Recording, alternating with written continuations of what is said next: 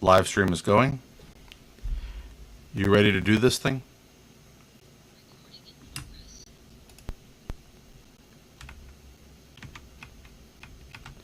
This is the Techno Buffet podcast, episode number 595, recorded Thursday, August 4th, 2022, in 5, 4, 3, 2, and 1.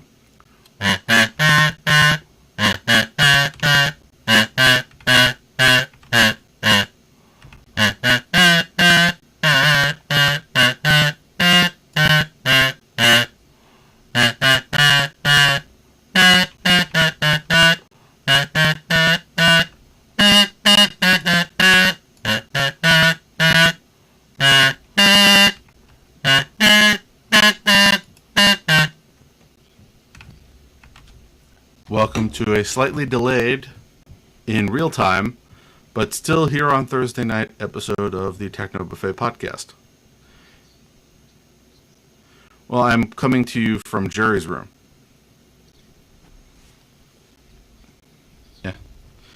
Yeah, we did get some feedback on that, which I sent you.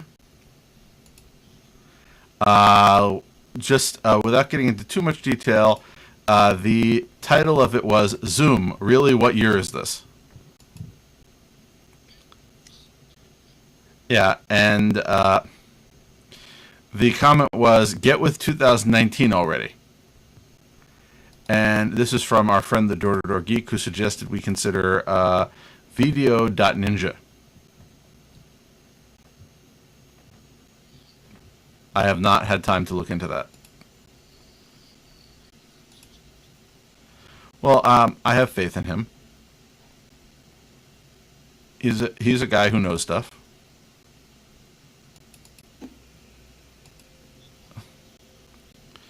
So we'll see. Either way, so last time we were constantly plagued by Zoom changing its 40-minute rule from it used to be that the 40-minute rule applied to meetings of 3 people or more, and one-on-one meetings were not subject to it. Apparently they decided to unify their rules across the board and exclude one-on-one meetings from an exemption to the 40-minute rule. So that left us with, we could spend time in Jerry's room. We can move over to Google Meet, which Jerry didn't like as an idea. Or we can try to find. Neither am I, but I'm paying them, and they're talking about once again doing what used to be Hangouts on Air, which is the automatic streaming to YouTube thing. So there may be an advantage, but we'll see. In the meantime, you're a corporate benefactor. Yeah, you're.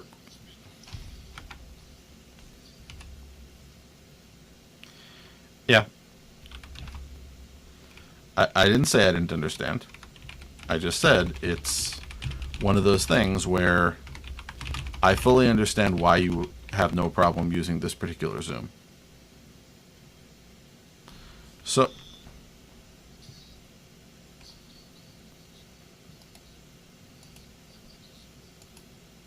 yeah.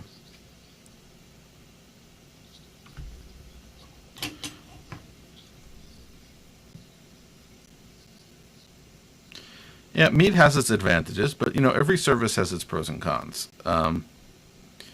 Meet, not going to charge me. Zoom wants to charge me. Anyway, that said, it's been an interesting week. My weather station here where I am has been malfunctioning for a while, and the manufacturer said, well, can you take it down, open up the bottom, take out the temperature sensor, and take pictures? So I did that. I said, well, I can't do that right now because it's not really convenient to go take the thing down off the pole. So I took it down, took the pictures, put it back together, put it back up on the pole. And what kept happening was the sensor, the temperature and humidity sensor would just stop reporting it. So and what I would have to do is power cycle the thing. So disconnect the power, power it back on, it would start working. So then they came back, well, you didn't take a very good picture. Could you take it down again? So I took another picture, and I said, I put it back, and they said, well, we want another picture. I said, how many times are you going to ask me to take this thing down? It's not really that convenient. They said, well, why don't you just leave it down until we tell you? So they finally told me, it's broken.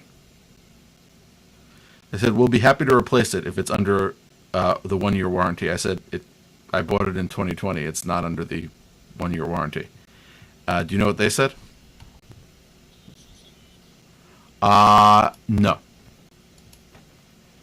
They said nothing. Not, here's where you can buy the thing, or here's a $10 coupon on it, or etc., or anything. It was, I have had radio silence for the 3 days since I told them that I don't have a warranty. I don't quite understand why not having a warranty means that they won't help me. I understand if they're telling me that I might have to pay to be helped, but it does sort of annoy me that they've abandoned me. Either way, I ordered a replacement temperature sensor. Hopefully that's all that it is. But something interesting happened as a secondary result of that. Well, the way that I've been running the weather station, which broadcasts its information at 433 megahertz, is I've been using a software-defined radio and a piece of software to pick it up. What do you mean I defined the radio? Yes. So that software is built into the weather. Is built in as an extension to the weather station software that I use to track things. But I decided what I'm going to do is switch over to RTL 433, which is essentially something that I've used in the past to monitor signals, but switched away from. They now have, since I used it a few years ago, they now have native MQTT integration. So what they can do is they can broadcast everything they find and republish it as under MQTT. And they now absorb so many more devices than they used to. Not just weather stations, but other things.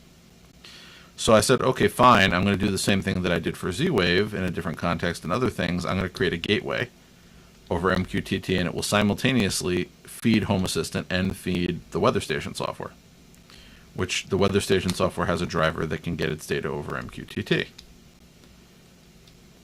Sounds fun, right?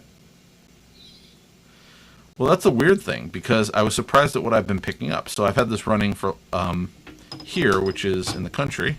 I think I'm going to do the same thing in my apartment. But I'm picking up other things. I'm picking up people's tire pressure sensors.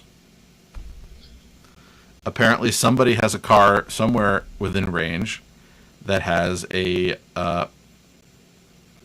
tire pressure sensor in their car that operates on 433 megahertz.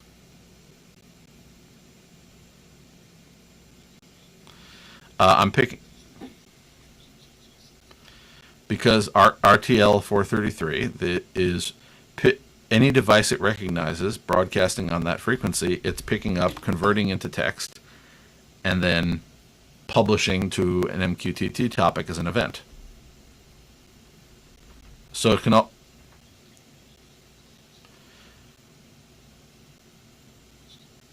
I didn't look. I just saw what was coming up. I also got several Simply Safe door sensors. I picked up somebody's like wireless weather thermometer. I picked up a wireless meat thermometer. Well, the other interesting thing about it is, remember, I'm not saying that I'm in an especially rural area. There are a bunch of houses here, but they're not close enough that I would have expected that, like a little tiny antenna would pick up this much. So you are familiar with the term cul-de-sac? So this house is on a cul-de-sac. There are 3 other houses in the cul-de-sac. One of the houses does not have anybody in it right now. The house next to that has some people in it who would not use some of the devices in question. The third house might have a meat thermometer, but certainly would not have Simply Safe door alarms. Then behind this cul-de-sac, there are two additional houses, one of which the person is not home, so it couldn't have been their Simply Safe stuff unless somebody broke into their house, or their meat thermometer. Behind that is a abandoned house that they are fixing up. Somebody, after like 7 years, bought it, and they've been, for a week and a half now, they've been essentially gutting and redoing the place. So they could theoretically have something, but I don't. Why would they have a meat thermometer or some door sensors? There's no door. They're working on it. But anyway, that's sort of the weird point of it, is that means it could be on the other side of the block. But I'm wondering, also the house directly across in the other direction across the street is also not currently occupied. The owner has passed away, and it's in some sort of legal issue. So it's sort of the, where am I getting this transmission from? It's very faint because I'm not getting it very often. Whereas my weather station, I'm getting like every 2 minutes, I'm getting an update from it. Because it's constantly broadcasting.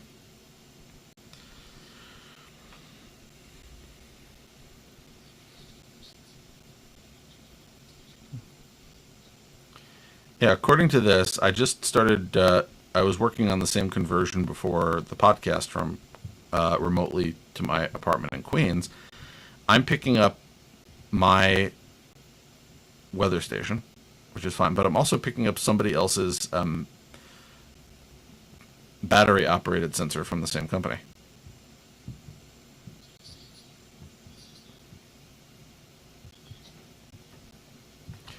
Yes, it is, because every weather station has a weather ID, so I just have to import the data from the ID that I'm looking for.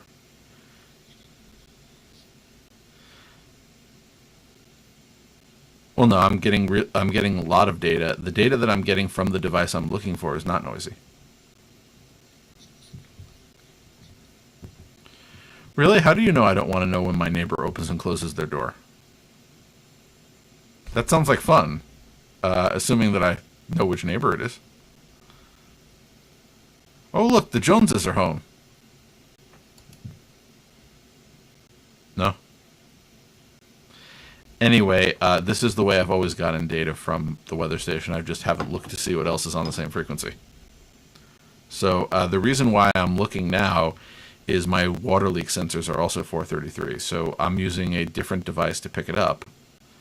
Also, my doorbell, not my primary, I have a secondary doorbell, is also 433 megahertz. So I figured, I can consolidate, get rid of the extra device, and pick everything up with one receiver, and then maybe add some additional 433 megahertz devices. Maybe I'll pick up some more people's tires. I wonder if my tires broadcast at 433 megahertz. We all need hobbies, right? It can't be my tires. I don't have a car here.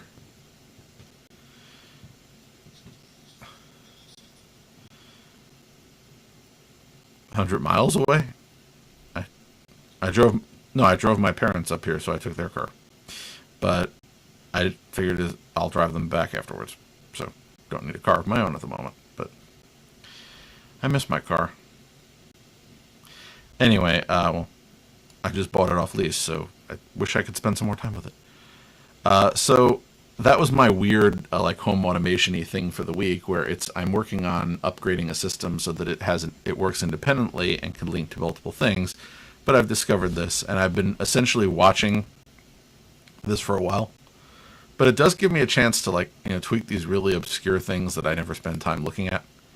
Because this has been working well, but I have a couple days before the new weather sensor shows up. So good time for me to play with this configuration.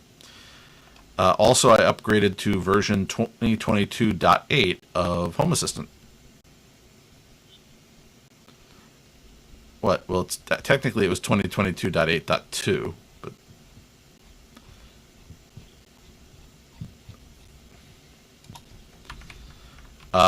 8.1, I think it said 8.2, but it's definitely not just 8. But I was rounding to the nearest number since 8 came out, yesterday? And I did it this evening, and I thought it said 0.2. but I don't see a point 2 release on the page. Either way, they had some nice things. They added Bluetooth support.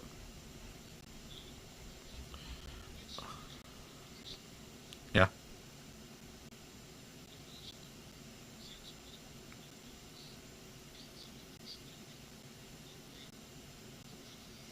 Yeah.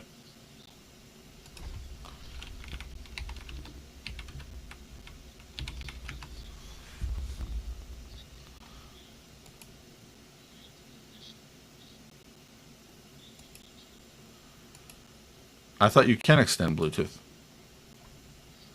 They sell things that they call Bluetooth range extenders. I don't know. I never looked into what they are, but I assume they extended Bluetooth range. I'm saying I've never.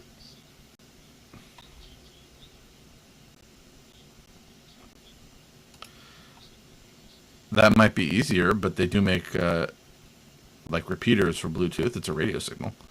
But either way, yes, you could set up multiple receivers in theory.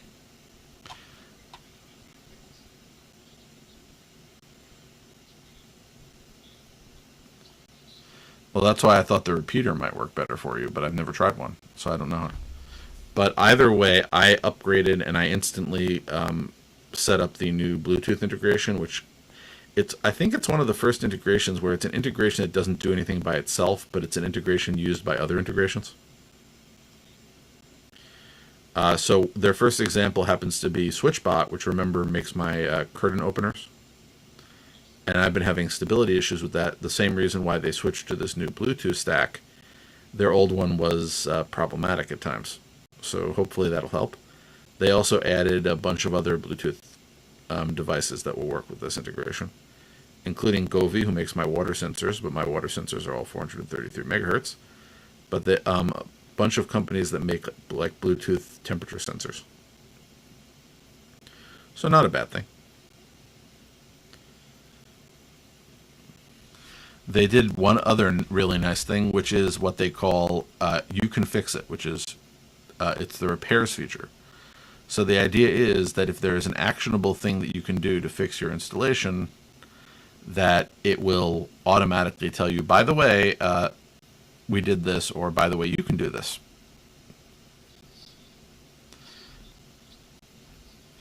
I had one instantly.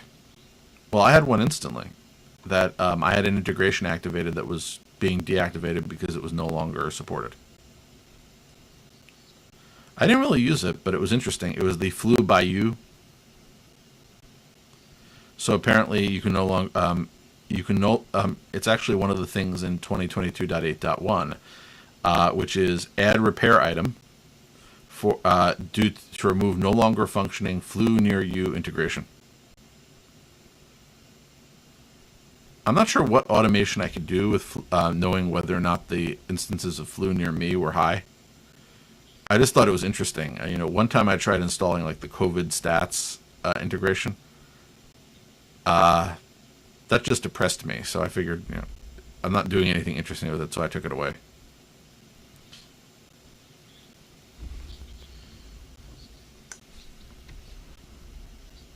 I learn something new every week, but what did you learn this week specifically that you want to share?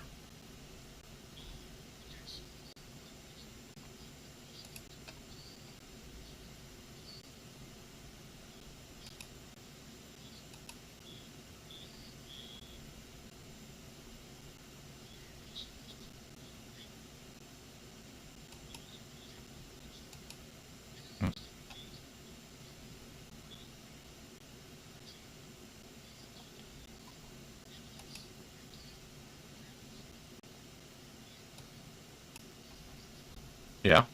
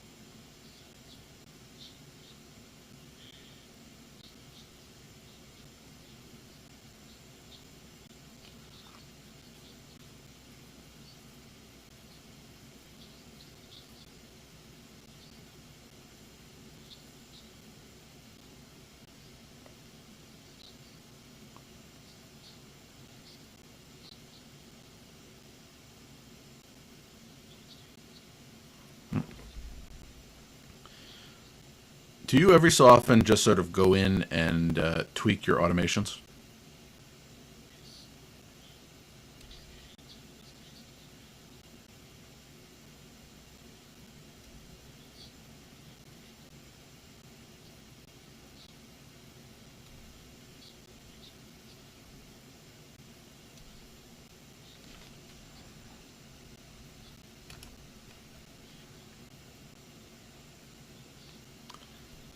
Yeah, I just every so often go in and look to see, oh, look at all these new things that Home Assistant has added. I can go and, do things differently and maybe simplify a few of them. So that's like, not every month, but every month when I do an upgrade, I sort of look to see what happened. But periodically, I just go in and look to see, okay, fine, maybe I could do this a little better with new stuff.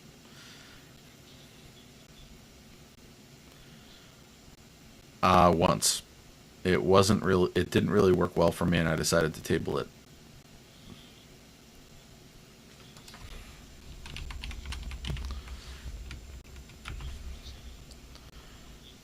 Yeah.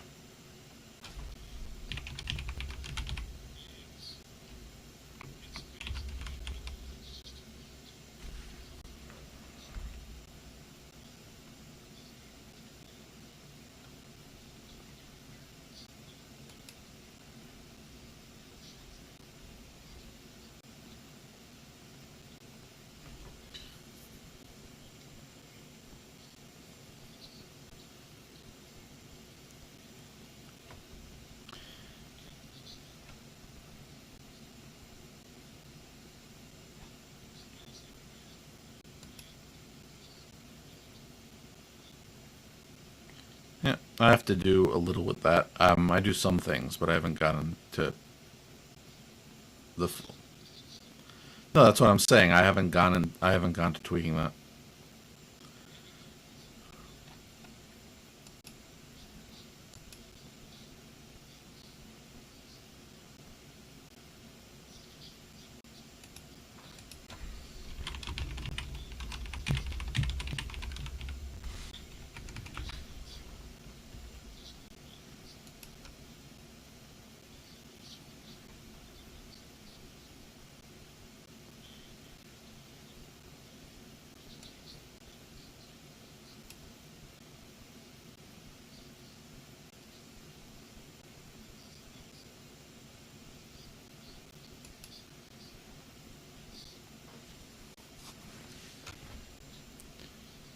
I thought the adaptive lighting was an add-on.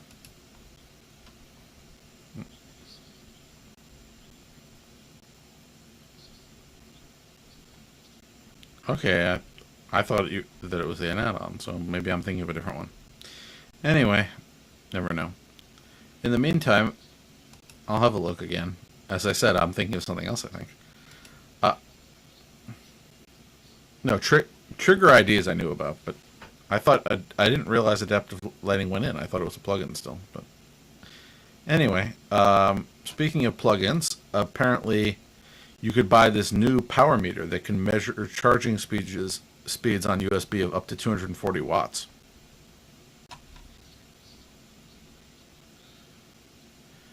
Yeah, I have like a $5 one of these just to test cabling. It's useful again when you want to test a cable and see whether or not anything's coming out of it correctly. But this is interesting. You can go all the way to 240 watts with a USB-C cable. Yeah, it impresses me. I'm sure that they don't want to get a lawsuit. So let's say it's probably safe.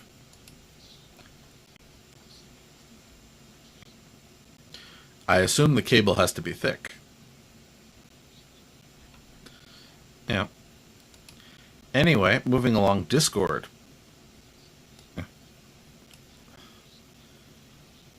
Five usually. For five is USB.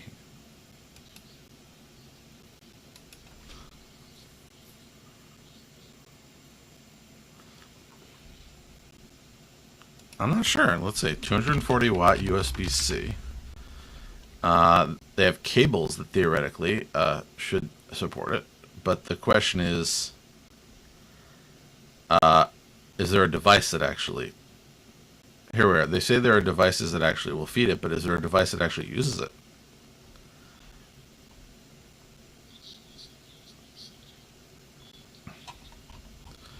There are pictures. It looks like a regular USB-C cable. Well, it's not a thin one, at least. It has like a, braided side, but I don't know.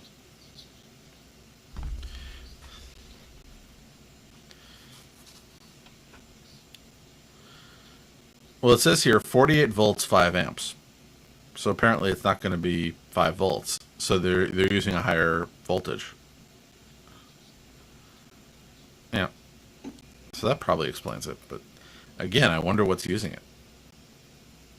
That, at that, wattage, I feel like I could power something much more powerful than a laptop. Most laptops don't go above what, 60? Yeah, I'm saying most. There are ones that go above 60. I'm saying common, between 40 and 65 watts for a laptop charger. But anyway, how about we talk about Discord for some reason? Apparently, they have a new Android app, which is their switch to React Native development. The idea being a lot of app developers are doing this where they're essentially using frameworks so that they don't have to create as many different versions of the app for different platforms. Yeah. Yeah, there's still some back-end things that they have to do locally, but it just means that the interface is mostly universal. So apparently, some people like it, but a lot of people are annoyed with some of the things that broke. And apparently they're working hard to fix them.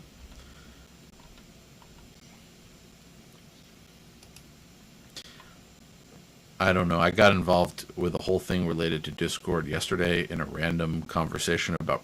Are you familiar with browser protocol handlers?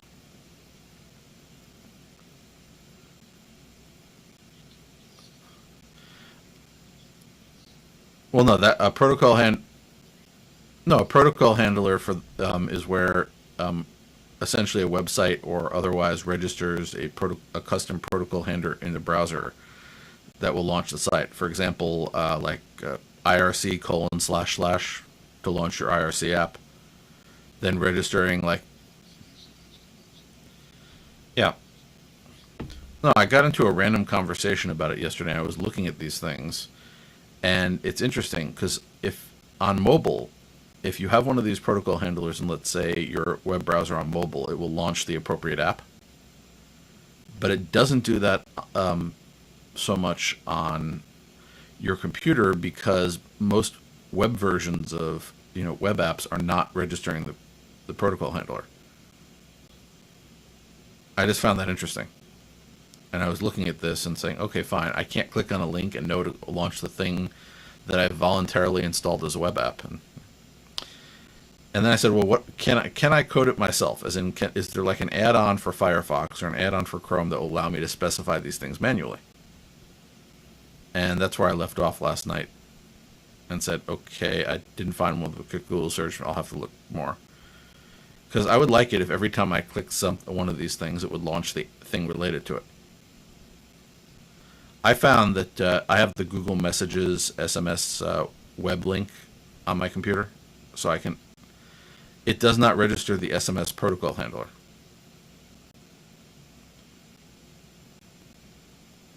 Anyway, it's one of those weird niche things that I was sort of wondering why not.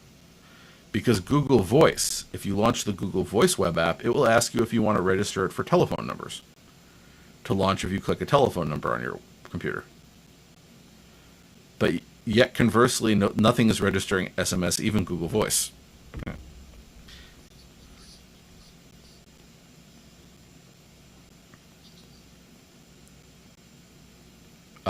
Okay, I can think about 5 more examples. I'm just saying I think protocol handlers are not getting the love on the desktop that they get on mobile.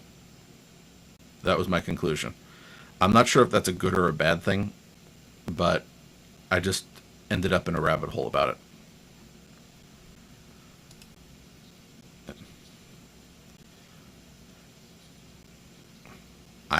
I get into interesting random rabbit holes all the time. I think we all do. The Google Play Store has removed version numbers from Android app listings. So last time they removed permissions in favor of the vendor created statement. But apparently they've decided that the version number is not relevant.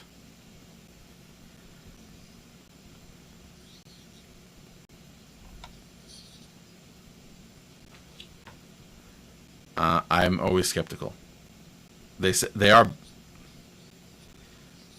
Yeah, no, I'm saying I noticed that it said that since I read it last night. I didn't see it this morning, but again, that's the problem. You report that something's missing, and they say, no, we didn't really mean to do that. It must be a bug. Do you believe it was a bug, or do you believe they just claimed it was a bug? Okay, it's hard to tell sometimes with them. Uh, Fandroid noted that the Pixel 7 could feature a Hall sensor, and I sort of wanted to talk about this because I know the Apple products that, Jerry, you've come to love so much do actually still have Hall sensors, and I have had phones that have had them before. So the idea is that it is a magnetic field sensor, and that's how you would have a phone with a flip cover or something else that would detect when it was covered, and as a result, turn on or off.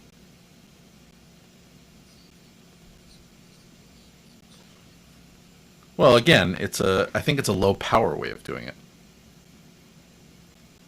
Because, well, a CPU way of doing it would be that when you weren't using the thing, turn it off.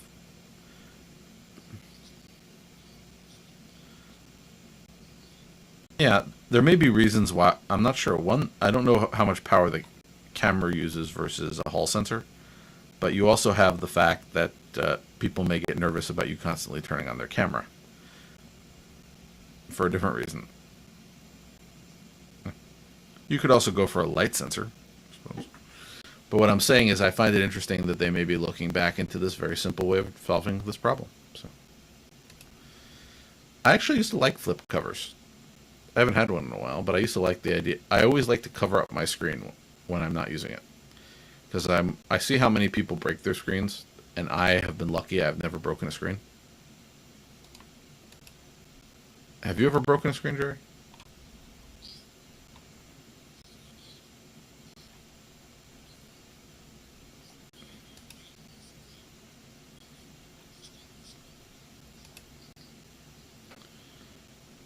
That's good.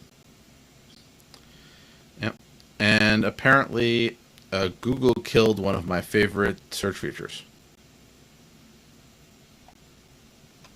And nobody's told me that it was a bug yet. It might be a bug for now. I'm just looking through here because apparently I see another one of those updates that okay, so they killed the feature that allows you to put in a timer into Google search and then have a timer or a stopwatch. Yeah, but apparently it isn't working, and they killed it. And once again, there's an update that will be back. However, apparently, Google searches has said he's been looking into it, and he said that it will be back fairly soon, but there's no ETA. So it's one of these weird things. There are two features where it's, oh, we didn't really mean to get rid of the thing you liked. It was a mistake. And that's starting to worry me about Google, that they're making these kinds of mistakes.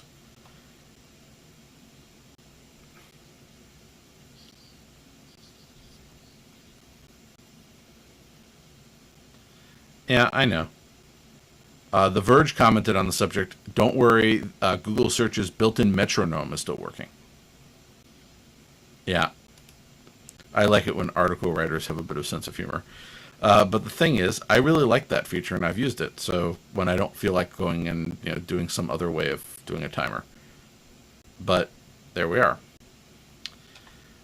Google Maps has updated location sharing with arrival and departure notifications, and I think this is a good enhancement to Google Maps. So have you ever used the share share location feature in Google Maps for when you're taking a trip and navigating using maps. I used to use this when I knew that I was taking a trip where I would get caught in traffic. I've sent the notification to the person I was coming to see. I haven't done it much recently, but I used to do it. So I used to leave. The reason why I haven't done it is I've stopped leaving because different changes in my life. I've stopped leaving during really bad traffic times. So what used to happen is I would work at the office. I would drive usually up here in the heat of rush hour, and that would mean that a 2-hour trip could turn into a 3 or more hour trip. So I would usually turn it on so that they would know when I was finally showing up. But with me working at home more, it means that I leave off hours. So it's not as much of an issue. And this time I didn't need to tell my relatives when I was coming to see them because I drove them here in their car. But anyway, so one of those, this would be very useful. Again, you're going to see somebody, you can say, okay, when somebody's arrived here, tell me. So they're saying you can set a notification so that you can see when somebody's arrived at a address. So you can coordinate with them. So again, it's not automatic, which if it was automatic, I'd be annoyed with it. But it's, okay, I'm meeting up with somebody, when I get there, have them automatically know. And also be able to, because of the other feature, be able to see an ETA. And you have a lot of features that have worked like this in various apps over the years, which is, tracking while you are on a journey, but not afterwards. So limited time.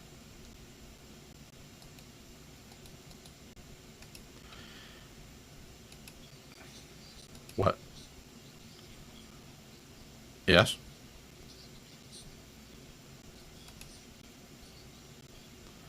No. Should we have?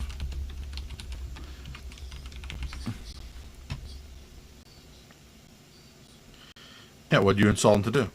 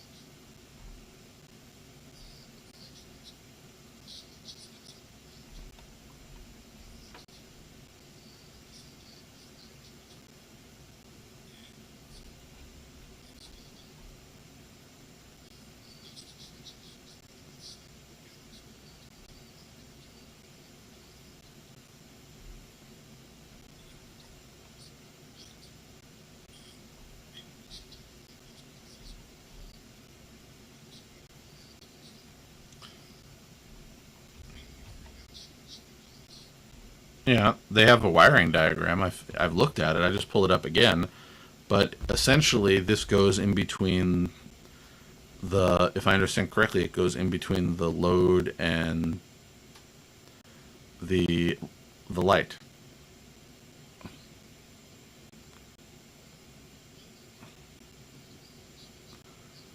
Yeah. Yes.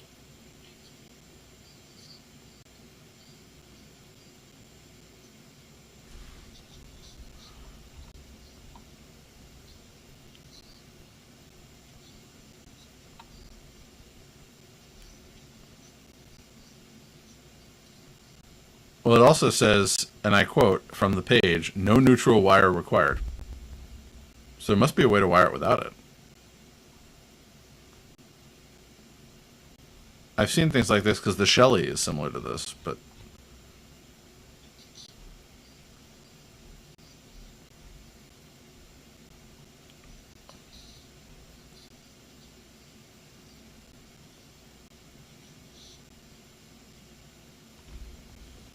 yeah.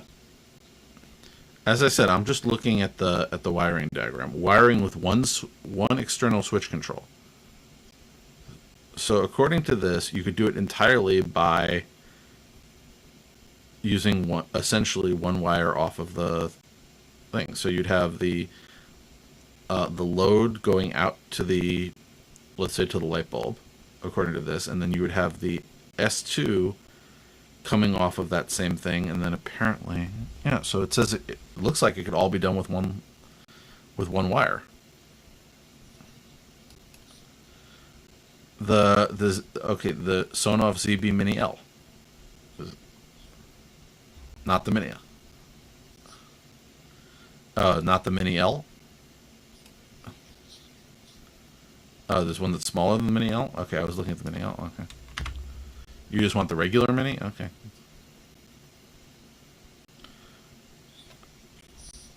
Well, the difference, again, it doesn't really look that huge in the pictures. I've never actually bought either of them.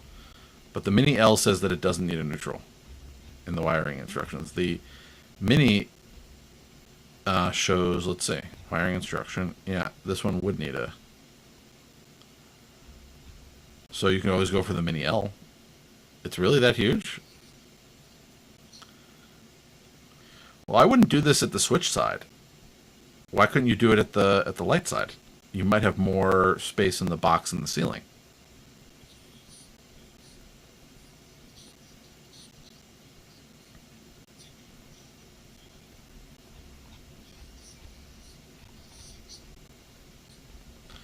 Yeah, and according to the what?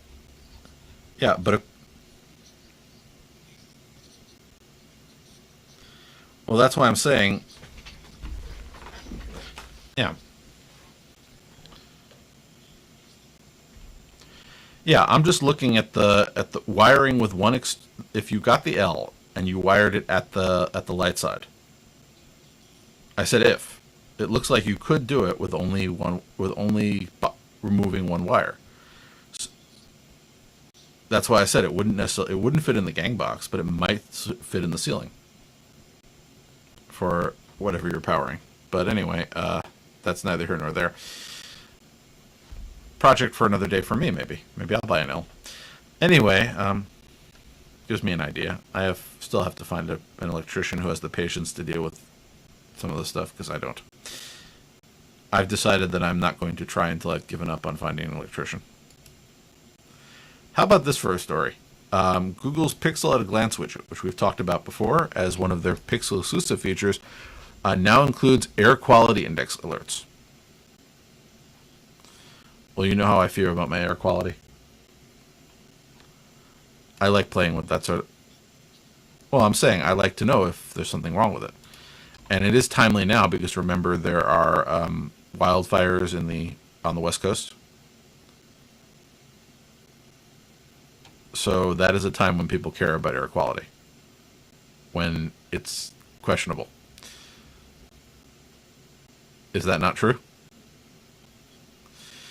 I remember. You remember when it got really bad? It must have been like 2 years ago, and there were people, on the West Coast who were like wearing goggles and and respirator masks whenever they went out. So I'm saying that's a concern, not necessarily in your part of the country or my part of the country as much, but there's a part of the country that is a problem for. So here's a solution. Moving along, the people over at Google put out a design update post about their unified Gmail. So they've once again made some tweaks to the Gmail layout.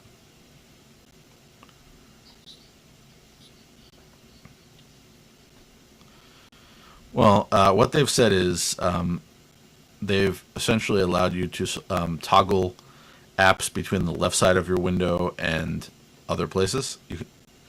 You can improve your labeling. So essentially, they've tried to make it a little more streamlined. And I think it doesn't look too bad. I got one of those messages. We've hidden your bar on the side to make it better. You see. Well, the thing is, I'm looking at the bar, and it has like mail, chat, spaces, and meet. Again, I don't really have a need for meet, and I haven't tried to customize it. But I have all this vertical space. Can you give me some more icons? Like, why can't you give me like a calendar icon there? I haven't looked. Can you actually get a calendar icon there? Wouldn't that be useful if one of the tabs there showed me my upcoming events or let me write a note? They've told me that this is my all-inclusive interface. No, I want the left-hand side. I'm saying if you have this layout, if you look, it has the menu, and then it has 4 icons. But below that, it has nothing. There's room for more icons. Now, if I look at the picture versus my version, if I look in the picture, it actually shows 3 more icons at the bottom of some sort of notifications. But I'm not quite sure what those 3 icons are, or if there's a way to sort of figure that out. Because even in their video, it doesn't really show what else might be there, or what else I might put there.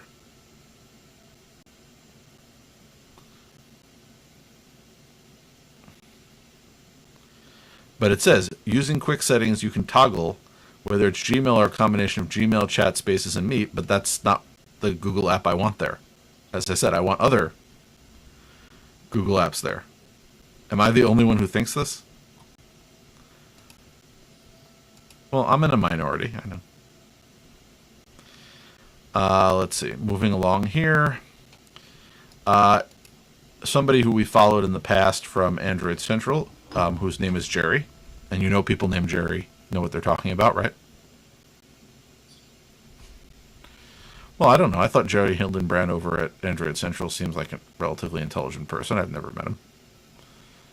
He wrote an opinion piece on the lawn chair debacle, which was the how do you steal code from Google and why should anybody care? So I thought it was a very reasonable piece. And I still say that it is something that you should be uncomfortable with when you are taking code from a closed piece of software and copying it as is into a open source piece of software, or vice versa. However, conversely, if you are inspired by code, that's a little different. But either way, he sort of took the practical view, which is that Google hasn't complained because it's their code. They very could well, assert their rights, and I'm sure somebody at Google knows this happened because it was a reported story. And there's also this comment, if you want the features from Pixel Launcher on any other phone, you install a third-party replacement that does a good job copying it, and copying being in quotation marks, because sometimes it is just reproducing a feature, and sometimes it's just using somebody else's code wholesale. I think inspiration is not necessarily a bad thing. I'm a little worried about just copying people's code without attribution or anything else. So we'll see. Anyway, if you're a user of Amazon Drive, that's shutting down in 2023. They want to focus on their photo storage.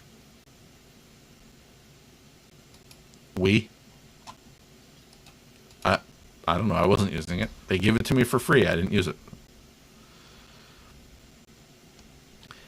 Google announced some additional Play Store policy changes to counter misinformation, limit ads, and tighten security. They're going to restrict the use of the permission use exact alarm.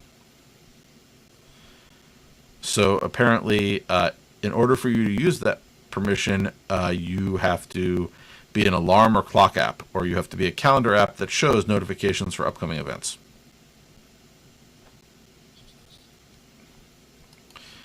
Is there another reason why you might need a use exact alarm permission? It allows apps to use exact alarms just like with schedule exact alarm, but without needing to request this permission from the user. It's only intended for apps that rely on alarms for their core functionality. You can continue using the alternate permission if you need alarms for a secondary feature that users may or may not use with your app. Well, they may get the secondary permission. I don't know. They apparently are trying to limit health misinformation and impersonation. Apparently, they have said that advocacy of harmful unapproved treatments, advocacy of other harmful health practices, or misleading claims about vaccines such as they can alter one's DNA. Is considered a policy change. They have an impersonation policy where you cannot falsely imply a relationship to another company, developer, entity, or organization, or your icon cannot do that, or your title cannot do that, and you cannot falsely claim to be the official app of an established entity. So all of those are reasonable. The health one I know can be controversial in some cases because health is a controversial thing, but I don't think the impersonation ones are controversial in any way. Better interstitial advertisement and easier subscription cancellation, so they want to make it easier for you to cancel a subscription. They're saying that it must be visible in the app's account settings, a way of canceling, specifically a link to the subscription center or direct access to the app's cancellation process if it's not using the Google subscription center.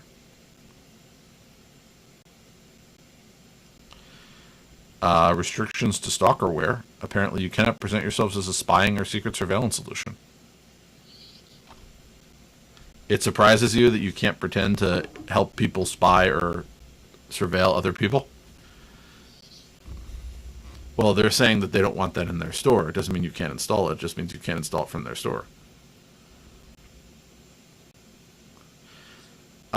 Well, again, remember, the ones that may be used so that people can keep tabs on family members in a dangerous situation, they have rules for those. One, there has to be a specific flag in it. And again, it cannot hide or cloak tracking behavior or mislead. So essentially, the person you are tracking needs to know you're tracking them.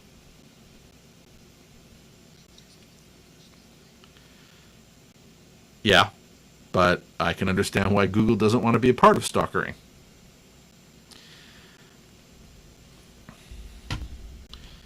So it's cracking down on a lot of what they call dodgy apps, things that are questionable, or in some cases somewhat controversial. So again, while you can't always say that everybody will like this, I understand why Google is saying this is just an area we don't want to be in. You can go install that manually. So they're not stopping it from being on a device.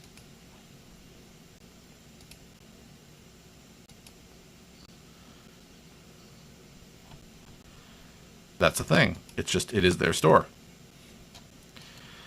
If you have a Lenovo Smart Display, as you know I have a few of those, it can run regular Android apps if you unlock the bootloader. Yeah, I'm just wondering if I should do this for one of mine. So you have to find the hidden USB-C port under the silicone cover near the power plug. Then you have to unlock it using a standard flash boot flashing unlock command, bypassing verify boot protection. And then you have to do some other stuff too, ADB, etc. So this could be fun, because I wouldn't mind a device like this where I can install any Android app I wanted instead of only using their limited experience. So I may save this for the time when they stop supporting my device. We'll see. So far they're working. So this one has come up a few times, which is, I've mentioned it, but this was the Google article on it, which is the improvements to Android apps for larger screens. So Google came out with an article explaining what they've been working on. I thought it was worth citing, but we've talked about the overall issue before. And finally, there is one sad story. Nichelle Nichols passed away. I met her once. By accident.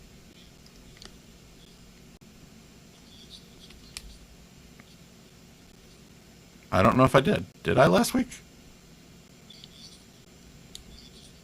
Years ago? Okay. No, I was at a hotel in Manhattan at a conference, and there was a Star Trek convention down the street. And I was standing with my back to an elevator waiting. and she got out of the elevator that I was standing to my back to. So it was one of these, I did not attend an event that she was attending. I was in a hallway. Now, she is gone. The hotel is gone. As far as I think that hotel got knocked down, if I remember correctly. It's been a while. I'll have to look. It's going to bother me. But either way, oh, no, it was renovated and it's now Wyndham. So it is gone in the sense that it is no longer that hotel, but no, it is still there. But either way, it's just one of those things where I'm glad I got a chance to meet her. My meeting consisted of just saying I was a fan and letting her go about her business, because I was asking somebody about this recently when I was talking about the same story, which is, if you meet a famous person, what do you do?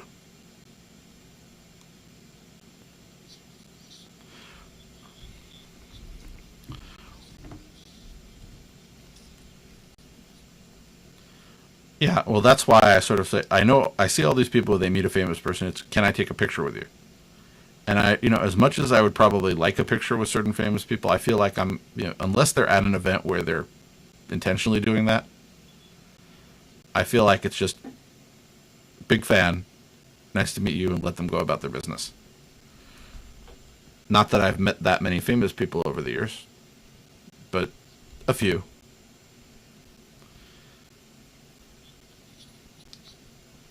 Really? That's disappointing.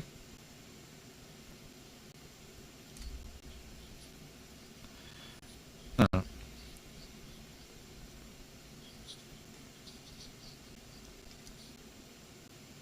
do you want to walk down the street right next to Jessica Alba?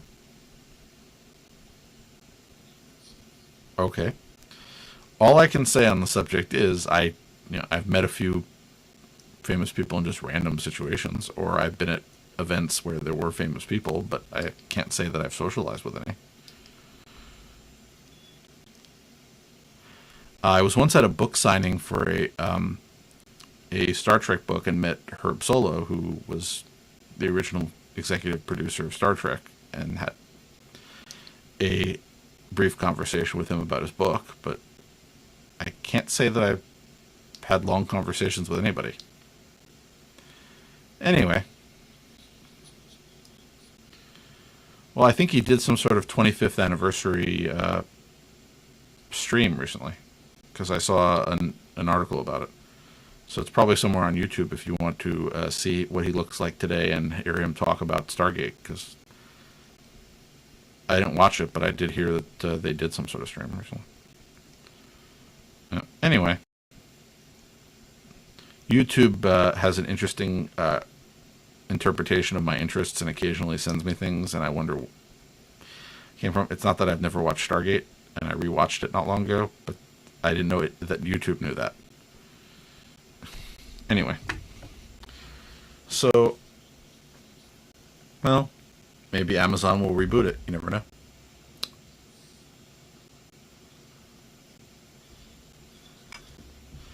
Yeah, I don't. I think the discussion was, the last time I read anything, was that it would be a new series set in that universe. So it wouldn't be, they might bring back some of the original characters as guests, but not necessarily as regulars. But I assume if any of them actually wanted to be regulars, they probably would.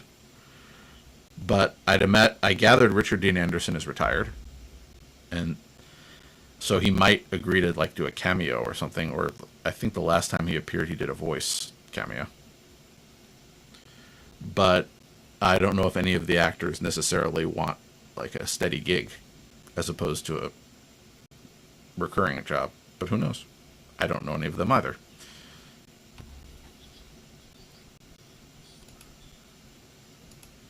I thought you went on to directing.